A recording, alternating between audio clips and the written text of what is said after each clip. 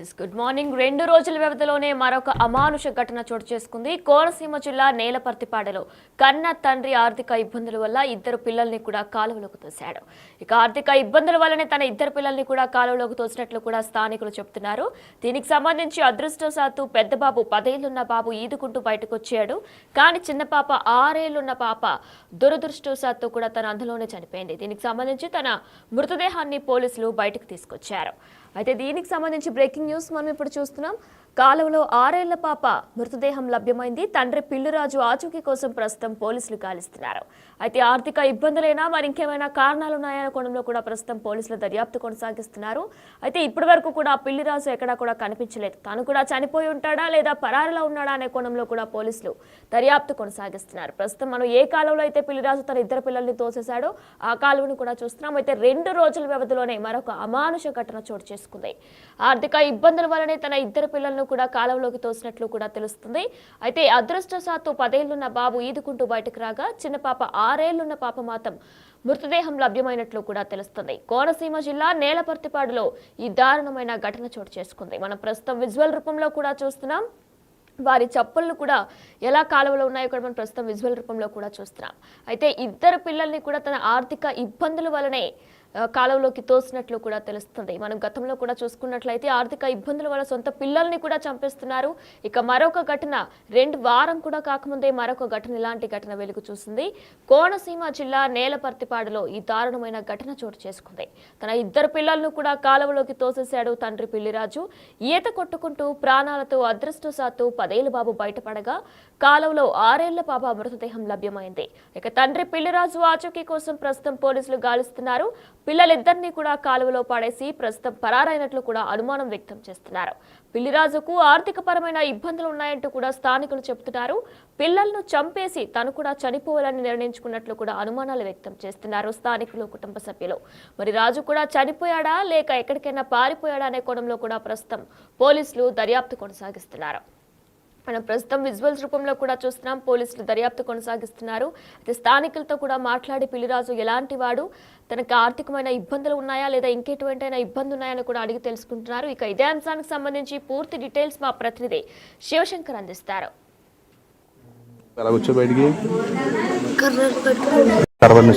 చెల్లో కొట్టుకుందా నేను పాఠశాల చేయడం నాన్న వెళ్ళిపోయా బండి వేసి వెళ్ళిపోయా.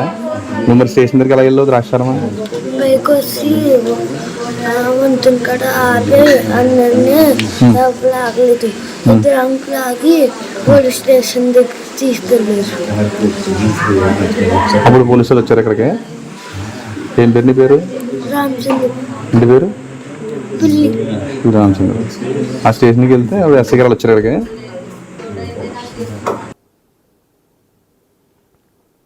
కన్న తండ్రులే కాల ఎముళ్ళు అవుతున్నారు, పెంచిన చేతులే యమపాసాలుగా మారుతున్నాయని చెప్పుకోవాలి.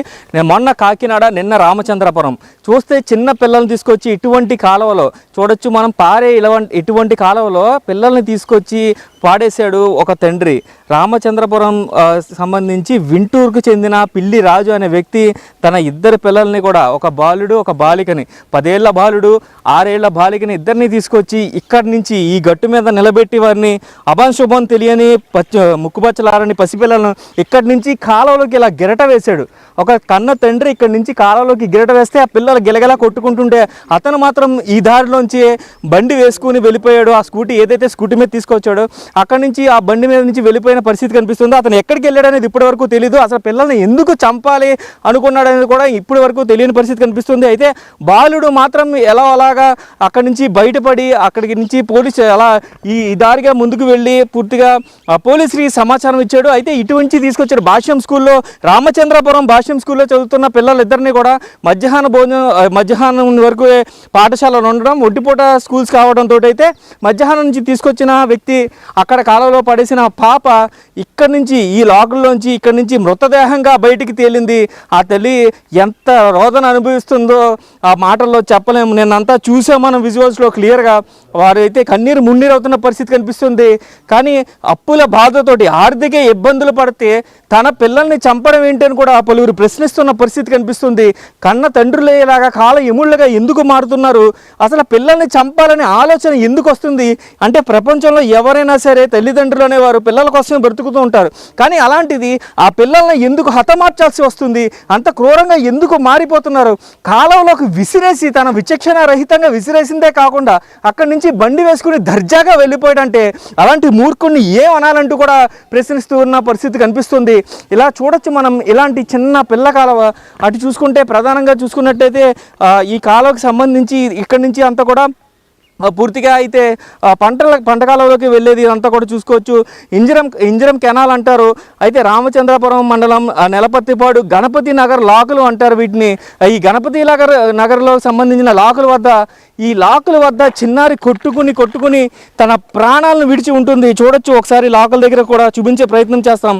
ఇటుగా లోపలికి వెళ్తే ఇక్కడ నుంచి కూడా ఈ లాక్ సంబంధించి ఈ గేట్ ఏదైతే ఉందో ఈ గేట్ దగ్గర తన కొట్టుకొని తన ప్రాణాలను విడిచిన చిన్నారి ఎంత శోభను అనుభవించి ఉంటుందో, నాన్న అని ఎంత అరిచి ఉంటుందో మనం అర్థం చేసుకోవచ్చు. అయితే ఈ లాక్ కింద నుంచి ఆమె మృతదేహం అటుపక్కకు వచ్చిందంటే తను ఎంత రోదన అనుభవించి ఉంటుంది. ఈ బాలుడు ఇక్కడ నుంచి అంటే ఇది చాలా చిన్న ప్లేస్. అసలు పిల్లల్ని ఇంత కాలంలోకి ఎలా విసిరాడనేది కూడా ఎవరికి అర్థం కాని పరిస్థితి. ఆ రాజు అసలు మనిషి అని కూడా ప్రశ్నిస్తున్న పరిస్థితి కనిపిస్తున్నాయి. తనకు ఆర్థికంగా ఇబ్బందులు ఉంటే కుటుంబ సభ్యుల దగ్గరికి వెళ్ళాలి, లేదంటే ఏదైనా లోన్ పెట్టాలి, తనకి పొలం ఉంది, ఆస్తులు ఉన్నాయి, అన్నీ ఉన్నాయి.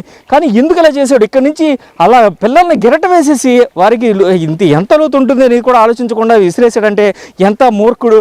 పిల్లడు అయితే ఆ పక్క నుంచి ఆ 10 ఏళ్ల బాలుడు ఎవరైతే సందీప్ ఉన్నాడో, సందీప్ ఇక్కడి నుంచి ఈ గట్టు మీదకి చేరుకుని ఈ గట్టు మీద నుంచి ఇవన్నీ పట్టుకుని పైకి ఎక్కి పాపం ఇక్కడి నుంచి పరుగులు తీసుకుంటూ ఆ రోడ్డు మీదకి వెళ్ళి ఆ రోడ్డు మీద వారిని లిఫ్ట్ ఇవ్వండి అంకుల్ అని చెప్పి ఏడుస్తూ అడిగి తానే డైరెక్ట్గా పోలీస్ స్టేషన్కి వెళ్ళి మా చెల్లిని ఇలా మా నాన్న కాలువలో విసిరేసాడు, 2 అంకులు అని చెప్పి పోలీసుల్ని బ్రతిమాలి అక్కడి నుంచి తీసుకొచ్చిన పరిస్థితి కనిపిస్తుంది.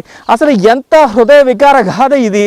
కన్న తండ్రి ఇలాగ 2 పిల్లల్ని కలిపి దాంట్లో పడేయడం ఏంటి? అసలు పూర్తిగా చూసుకున్నట్లయితే అసలు ఎందుకోసం ఇది చేశాడు, అసలు ఇలా చేయాలని ఎలా అనిపిస్తుంది? అసలు ఈ పంట కాలంకి సంబంధించి ఈ లోతు ఎంత ఏంటి అసలు ఏమీ తెలియకుండానే అసలు చంపేయాలని ఎందుకు నిర్ణయించుకుంటున్నారో తల్లిదండ్రులు అందరూ కూడా. చూసుకున్నట్టయితే తల్లి ఎంత క్షోభ అనిపిస్తుందో నిన్నటి నుంచి మనం చూస్తున్నాం. అయితే దీనికి సంబంధించి ఎక్కడున్నాడు ఈ పిల్లి రాజు అనేవాడు, ఎక్కడున్నాడు ఏంటి అనేది అయితే పోలీసులు పూర్తి స్థాయి దర్యాప్తు చేస్తున్నారు. నిన్న మధ్యాహ్నం నుంచే ఫోన్ స్విచ్ ఆఫ్ చేసినట్టుగా కూడా తెలుస్తుంది. అతని కోసం పోలీసులు ముమ్మర గాలింపులు చెప్తున్నారు. రామచంద్రపురం నియోజకవర్గంలో అయితే మొత్తం ఛాయలే అనుకున్నాయి. 6 ఏళ్ల పసిబిడ్డ పాపం అసురు బాసింది అని చెప్పుకోవాలి. ఎందుకంటే తన ప్రాణాలు విడిచిన తర్వాత కుటుంబ సభ్యులందరూ కూడా కన్నీరు మున్నీరవుతున్న పరిస్థితి ఇక్కడ కనిపిస్తుంది. కానీ ఇది మాత్రం హృదయ విగార కాదా. ఇటు పక్కన కాకినాడలో 2 పిల్లల్ని చేతులు కట్టేసి చంపిన తండ్రి తాను కూడా ఉరివేసుకున్నాడు.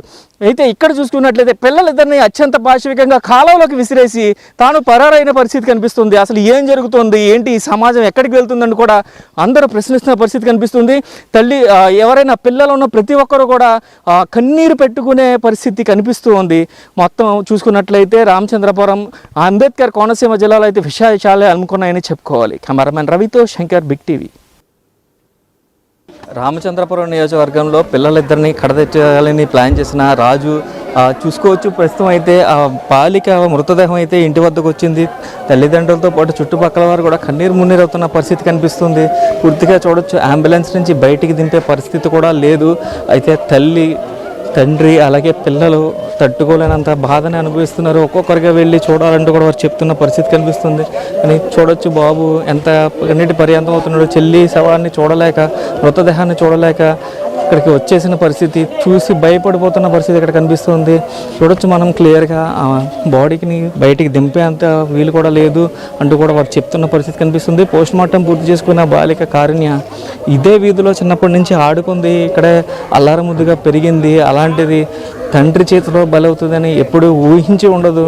అక్కడి స్కూల్ నుంచి తీసుకొచ్చిన తండ్రి ఇంటికి తీసుకొస్తాడు అనుకున్నారు, కానీ ఇలాగ మధ్యలో కాలంలో వదిలేస్తాడని, ఇలాగ మృతి చెందుతుందని ఎవరు అనుకోలేని పరిస్థితులే కనిపిస్తున్నాయి. అయితే వీధి అంతా కూడా కన్నీటి పర్యంతం అవుతున్న విజువల్స్ మనం చూస్తున్నాం. క్లియర్గా చూసుకున్నట్లయితే అసలు ఎవరు కూడా తట్టుకోలేని పరిస్థితి. అంత ముద్దుగా ఉండే 6 ఏళ్ల బాలిక ముక్కుపచ్చల అరకుండానే అసూలు బాసింది. అయితే ఈ ఘటనతోటి అయితే ఈ ప్రాంతం అంతా కూడా మోగపోయిందని చెప్పుకోవాలి. చూడొచ్చు మనం క్లియర్గా విజువల్స్లో అసలు ఎవరు కూడా తట్టుకోలేని పరిస్థితి కనిపిస్తుంది. అసలు ఎందుకు ఇలా చేశాడు రాజు అనేది మాత్రం ఎవరికి తెలియట్లేదు. ప్రస్తుతం అతను పరారీలో ఉన్నప్పటికీ కూడా చంటి పిల్లని ముక్కుపచ్చలారని తన కూతుర్ని తన చేతులతో ఎత్తుకుని పెంచిన కూతుర్నే కూడా తానే ఎలా హతమార్చగలిగాడు అసలు ఏంటి అనేది మాత్రం ఎవరికి అర్థం కాని పరిస్థితి కనిపిస్తుంది. అయితే తల్లి తండ్రి అలాగే అత్త మామ అమ్మమ్మ నాన్నమ్మ అందరూ కూడా కన్నీటి పర్యంతం అవుతున్నారు. అసలు వారి తట్టుకోలేకపోతున్నారు. ఆ చిన్ని తల్లిని చూసి ఆ చిన్ని తల్లి మృతదేహాన్ని చూసి తట్టుకోలేని పరిస్థితి కనిపిస్తుంది. ఎంత కన్నీటి పర్యాంతం అవుతున్నారంటే అసలు ఎట్టి పరిస్థితుల్లో కూడా వాళ్ళు ఎవరు కూడా ఆపలేని పరిస్థితి కనిపిస్తుంది. అసలు ఇలాంటి హృదయ విహారక గాథ ఎందుకు చోటు చేసుకుంటుంది? మొన్న చూస్తే కాకినాడలో అదే జరిగింది. ఇద్దరు పిల్లల్ని అత్యంత పాశవికంగా తండ్రే హతమార్చాడు. ఇక్కడ చూసుకున్నట్లయితే రామచంద్రపురం నియోజకవర్గంలో ఇక్కడ కూడా ఇదే జరిగింది. ఇద్దరు పిల్లల్ని తండ్రే కాలువలో విసిరేశాడు. చిన్ని తల్లి చనిపోయింది. 6 ఏళ్ళు కారుణ్య అయితే అశువుల బాసింది. ఆమె మృతదేహంగానే మిగిలింది. ఆ కాలువలో పడి కిలకిలా కొట్టుకుంటూ ఆమె ఎంత బాధను అనుభవించి ప్రాణాలు విడిచిందో చూసుకోవచ్చు. కుటుంబ సభ్యులందరూ కూడా కన్నీరు అవుతున్న పరిస్థితి కనిపిస్తుంది. అసలు వారు తట్టుకోలేకపోతున్నారు చిన్న తల్లి మృతదేహాన్ని చూసి. అసలు వారు ఏం చేయాలో కూడా దిక్కుతోచిన పరిస్థితిలో అనిపిస్తుంది. అయితే రాజు ఎక్కడికి వెళ్ళాడని మాత్రం ఇప్పటివరకు తెలియదు. పూర్తిగా చూసుకోవచ్చు క్లియర్గా ఈ మృతదేహాన్ని ఎక్కడి నుంచి దింపకుండానే ఇక్కడి నుంచే క్రిమేషన్కి తీసుకెళ్ళడం అయితే జరుగుతుంది. అయితే అసలు ఎందుకు ఇలా చేశారనే కోణంలో పోలీసులు పూరిస్తే ఎంక్వైరీ చేస్తున్నారు. ఇప్పటికే పోలీసులు ఒక ప్రెస్ నోట్ని కూడా రిలీజ్ చేశారు. అతని ఆచూకీ ఎక్కడైనా తెలిస్తే చెప్పాలంటూ కూడా ఇప్పటికే సిఐ ఒక ప్రెస్ నోట్ని రిలీజ్ చేసి అలాగే పిల్లి రాజు ఫోటోను కూడా రిలీజ్ చేసిన పరిస్థితి కనిపిస్తుంది. అని అసలు కన్న తండ్రి ఇంత అగాధ్యానికి ఎందుకు ఒడిగట్టాడనేది మాత్రం మొత్తం అందరూ ఒక ముక్త కంఠంతో వేస్తున్న ప్రశ్నగానే మిగిలిపోయింది. కెమెరామెన్ రవితో శంకర్, బిగ్ టీవీ. నిన్న రామచంద్రపురంలో చోటు చేసుకున్న ఘటన అయితే అత్యంత పాశవిక ఘటనగా చెప్పుకోవాలి. కన్న తండ్రి ఇద్దరిని ఎందుకు కాలువలో పడేశాడు, అక్కడి నుంచి బయటపడ్డ బాలుడు ప్రస్తుతం మనతో ఉన్నాడు. సందీప్తో మాట్లాడదాం. నాన్న ఏం జరిగింది? స్కూల్ నుంచి నాన్న ఎన్నింటికి తీసుకొచ్చాడు? 11కా? మీకు హాలిడేసా? Half day. ఎన్నింటి వరకు అయిపోద్ది స్కూలు? 12:30. మరి 11కి ఎందుకు వస్తారు? ఎగ్జామ్ ఫినిష్ అయిపోయిందా? After read every day half days నా father come and go to the river.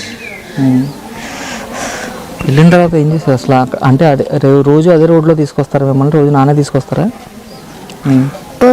Bus మీద వస్తాను నేను, మా ఇండియా, మా చెల్లెమో వ్యాన్. మరి డాడీ అక్కడ నుంచి తీసుకొచ్చారు కదా, తీసుకొచ్చాక ఏం చేశారు? అక్కడ నుంచోబెట్టి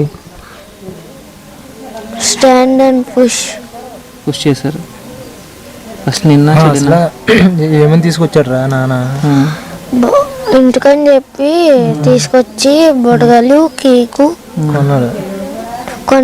కొని తీసుకొచ్చాడు. ఎందుకని మంచిదని బొడగలు కింద తీసుకుని వచ్చానండి. అయితే ఇప్పుడు ఫస్ట్ చెల్లిని తింటారా నన్ను తింటారా? ఇద్దరిని ఒకసారి తింటారా? నిన్నే నువ్వు కొట్టుకుంటా ఉన్నావు. కోమాలోకి వెళ్ళిపోయాను. పడిపోగానే కోమాలోకి వెళ్ళిపోయావు? కాదు, కోమాలోకి వెళ్ళే.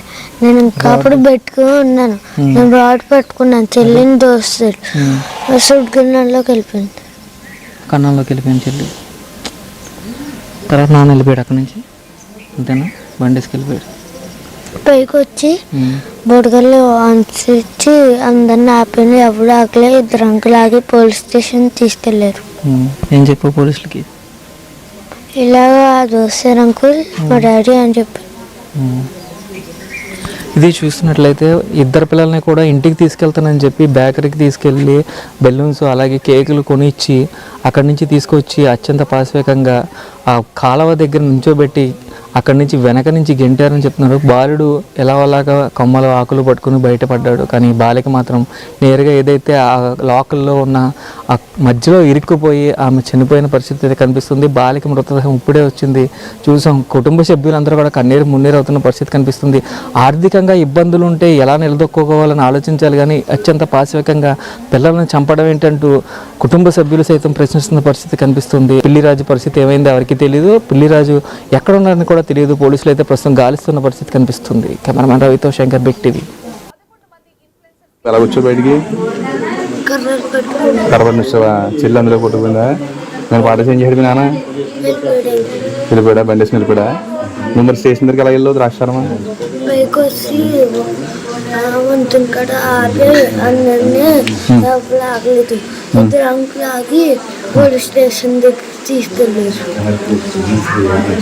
అప్పుడు పోలీసులు వచ్చారు ఇక్కడికి. ఏం పేరు నీ పేరు? రామచంద్ర.